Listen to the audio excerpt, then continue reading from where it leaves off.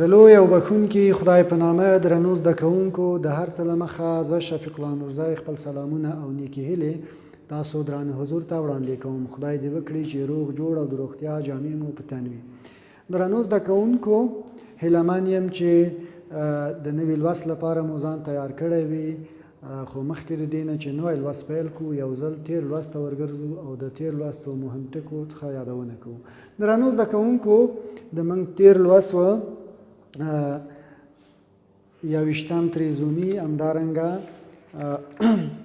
لورته ورته د وینې کموالی او سیستیک فیبروز، چې دا درې ژنیتیکي ناروغۍ وي او هره ناروغۍ مو وڅېړله او د هر یوې په برخه کې مو جلا جلا بحثونه درلودل. تاسو د لورته ورته ناروغۍ وپېژندل، همدارنګه کومه زیانونه چې رسول، کومه ستونزې چې راولاړولې په هغه باندې هم پوه شوئ او یوه ګټه هم درلودله چې هغه به مو هم زده کړي وي. درنو زده کوونکو، همدارنګه نورې دوه ډوله ناروغۍ مو هم وڅېړلې او د هغو په هکله مو هم معلومات وړاندې کړل. درنو زده کوونکو، تاسو ته مې کورنۍ دنده سپارلې وه. هیلهمن یم چې خپله کورنۍ دنده به مو هم سرته رسولې وي او زه باور لرم چې تاسو هره ورځ خپل کورنۍ دنده سرته رسوئ. ګرانو زده کوونکو، راځو نوي لوست ته. د موږ نوی لوست بیا هم 12 ټولګي اړوند دی، بیولوژي مضمون 14 لوست دی او د لوست عنوان دی ټرنر سندروم. ټرنرز څه شی دی درنو زده کوونکو؟ البته دلته یو ځای باید ورکړم، ټرنرز سندروم او کلینی فلټر سندروم. یادول وړ دی، ډېر سخت نومونه دي. هیلهمن یم چې تاسو هم دا وار تلفظ کوي تر څو مو په یاد کې پاتې شي. دا دواړه درنو زده کوونکو، دا دواړه عنوانونه، دا دواړه دوه ډوله جینیتیکي ناروغۍ دي، په ځینو افرادو کې رامنځته کېږي او لامل یې هم جینیتیکي عوامل دي. صفحه ده 42، همدارنګه 43 او د لوست موخې دي د ناروغو کسانو ځانګړتیاوې. البته د لوست موخې دا دي چې تاسو د دغو ناروغو کسانو ځانګړتیاوې وپېژنئ د دې لوست په پای کې.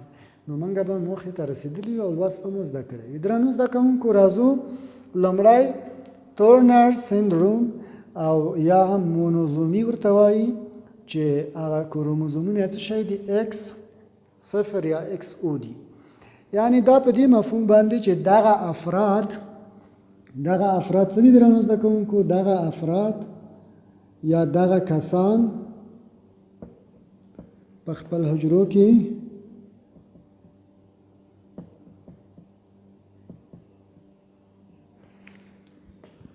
څه شی لري درنو زده کوونکو؟ یو X کروموزوم لري. نو کله چې موږ وایو چې دغه افراد د دوه کروموزومونو په ځای باندې، ځکه چې البته دا په ښځو کې دا ناروغي رامنځته کېږي، په ښځینه‌و کې دا ناروغي رامنځته کېږي او معمولا ښځینه باید څو X ولري؟ 2X کروموزومونه ولري. نو دغه افراد د 2X کروموزومونو په ځای باندې یو X کروموزوم لري درنو زده کوونکو، او دې ناروغۍ ته څه شی ویل کېږي؟ تورنر سندروم یا مونوزومي، چې کروموزومونه څه شی دي؟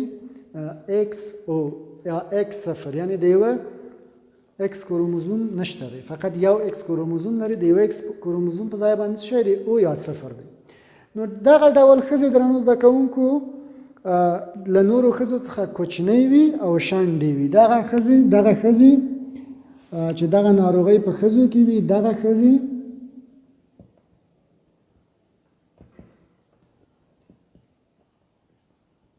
کوچنۍ او شنډې وي.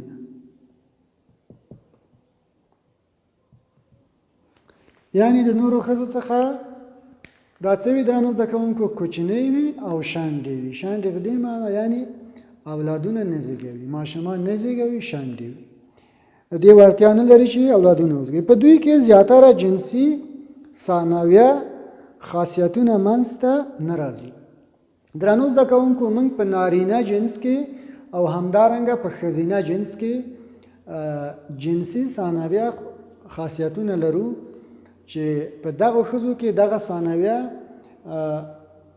جنسي صفتونه منځته نه راځي، لکه د بدن په خاصو اندامونو باندې د ویښتو منځته راتلل، یا په تور د مثال لکه د آواز تغییر لکه د نارینه او د ښځینه اواز وروسته د بلوغیت څخه تغییر کوي، توپیر پکې را پیدا کیږي.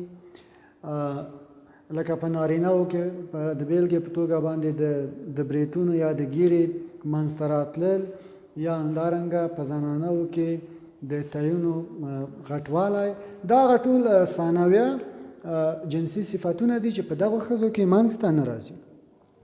درنو زده کوونکو یو عمده خاصیت یې دا دی چې څټې پلن وي، یعنې دغه ښځې چې یوازې ایکس کروموزوم لري یا مونوزومي ناروغي لري، د دغه ښځو یو عمده خاصیت دا دی چې څټې څه شی درنو زده کوونکو، څټې پلن وي، پلن یعنې د خپله څټې پلن وي، او له عقلي نظره هم منځنۍ سطحه لري. یعنې د عقل له پلوه څه شی لري درنو زده کوونکو، دغه ډول ښځې منځنۍ سطحه لري، یعنې نه ډېرې هوښیارې وي او نه ډېرې هم عقل ډېر کمزوری هم نه وي، یعنې منځنی حالت لري، منځنۍ سطحه لري د عقل د نظره. راځو دویم ډول ناروغي ته چې موږ وویل کلینیفیلټر سنډروم یا XXY. نو تاسو پوهیږئ درنو زده کوونکو چې خپله دغه وای او جنسي کروموزوم دی چې دا د نارینه جنس پورې څه شی لري درنو زده کوونکو، اړه لري. دغه ډول جینوټایپونه، یعنی کله چې موږ وایو XXY د خپله XXY دغه یو شی دی، یو جینوټایپ دی. نو دغه جینوټایپونه په نارینهو کې لیدل کېږي. په څه کې لیدل کېږي؟ په نارینهو کې لیدل کېږي، یا نارینه دغه ډول جینوټایپونه لري.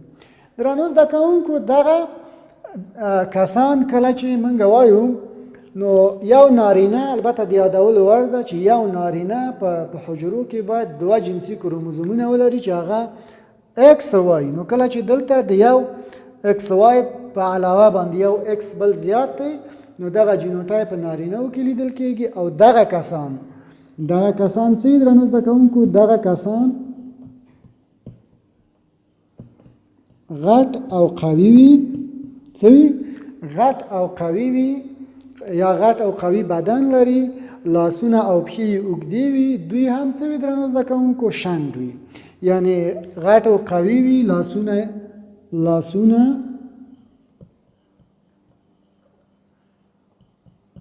او پښې اوږده وي، او بله خبره دا ده چې څه وي، شنډ وي، یعنې دوی هم نشي کولای شي اولادونه منځته راوړي، یعنې دوی له خپل د طرفه د اولاد په راوړو کې کوم رول نه لري، شنډ وي. ځکه چې دغه کسان ولې شنډ وي؟ موږ ځکه وایو چې دا کسان شنډ وي، د دوی هغه خصیې چې دی کوچنۍ وي، د دوی خصیې کوچنۍ وي او نشي کولای شي سپرم تولید کړي. کله چې د دغو کسانو خصیې کوچنۍ وي، نو دوی نشي کولای چې سپرم تولید کړي. نو د همدې کبله موږ وایو چې دا شنډ وي. درنو زده کوونکو همدارنګه له عقل له پلوه هم وروسته پاتې وي. دغه کسان هم چې په دې ناروغۍ باندې اخته وي، دا هم د عقل له پلوه وروسته پاتې وي.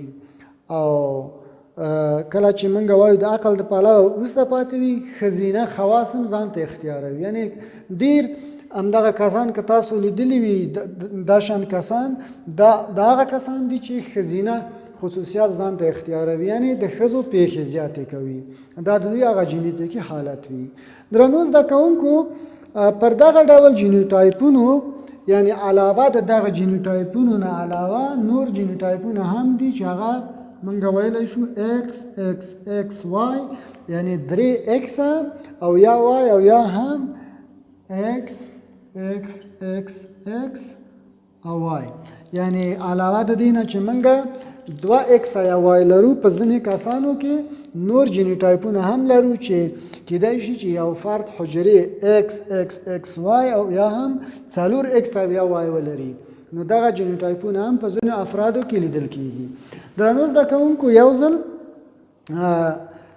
خپله درس راټولومه. موږ وویل چې موږ په ننني لوست کې دوه ډوله ناروغۍ موږ مطالعه کړې چې یو ترنر سنډروم او بل کلینیفیلټر سنډروم و. موږ وویل چې دغه د مونوزومي په نوم باندې هم یادېږي او دغه په ښځو کې دغه ناروغي رامنځته کېږي. د 2X کروموزومونو په ځای باندې یو X کروموزوم لري او دغه ښځې کوچنۍ او شنډې وي او د عقل او د فکر له پلوه منځنۍ سطح لري او په دوی کې ثانویه جنسي خواص یا صفات نه رامنځته کیږي او همدارنګه کلینیفیلټرز سندروم یا XXY دا هم یوه جنیتیکي ناروغي ده دا په نارینه‌و کې رامنځته کیږي ځکه چې دلته د وای کروموزوم پکې شتون لري نو دغه کسان غټ او قوي وي اوږده لاسونه او پښې لري او دا کسان شنډ وي ځکه شنډ وي چې د دوی خوسې کوچنۍ وي او سپرم نه تولیدوي درنو زده کوونکو دغه کسان ښځینه خواص ځان ته اختیاروي او کله چې موږ وایو ښځینه خواص ځان ته اختیاروي یعنې د ښځینه پیښې کوي او همدارنګه درنو زده کوونکو موږ وویل چې علاوه د XXY نه نور جینوټایپونه هم شتون لري چې XXY او همدارنګه XXXXY یعنې 4X یا Y هم شتون لري درنو زده کوونکو تاسو ته کورنۍ دنده هم سپارم چې کورنۍ دنده مو له پامه ونه غورځوئ هیله من یم چې کورنۍ دنده مو سر ته ورسوئ نو تاسو کورنۍ دنده به دا وي درنو زده کوونکو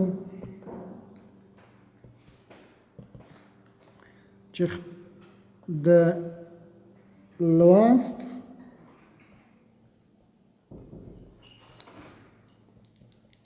اصطلاحګانې زده کړئ کومه اصطلاحګانې چې درنو زده کوونکو په دغه لوست کې شتون لري تاسو به د دغه لوست اصطلاحګانې د ځان سره زده کوئ په خپل کتابچو کې به وار وار لیکئ تر څو مو زده شي درنو زده کوونکو د یادولو وړ ده چې د تاسو کورنۍ دنده د تاسو په ارزیابۍ کې شمیرل کېږي کله چې د تاسو درانه او معزز ښوونکي د تاسو صنفونو ته راځي نو د تاسو د کورنۍ دندې تپوس کوي که چېرته تاسو خپل کورنۍ دنده سر ته رسولي نو تاسو ته په ارزیابۍ کې شمیرل کېږي نو تاسو ته د دغه کورنۍ دندې لپاره نمرې درکوي او که چېرته تاسو خدای مه کړه خپل کورنۍ دنده سر ته نه وي رسولي نو د تاسو په ارزیابۍ کې هم هغه منفي ټکی رسول کېږي او تاسو به د ښوونکي لخوا ښه ونه ارزول شئ تاسو ارزیابي به ښه نه وي نو د تاسو نه مې هیله دا ده درنو زده کوونکو چې د خپله کورنۍ دنده په خپل وخت سره سرته ورسوئ درنو زده کوونکو د موږ د راتلونکي لوست عنوان دی په انسانانو کې د جینیتیکي بې نظمیو تشخیص یو ځل بیا تکراروم د موږ د راتلونکي لوست عنوان دی په انسانانو کې د جینیتیکي بې نظمیو تشخیص نو د موږ لوست همدلته پای ته ورسېده درنو زده کوونکو د راتلونکي لوست پورې تاسو په لوی او بښونکي خدای سپارم ښه ژوند ولرئ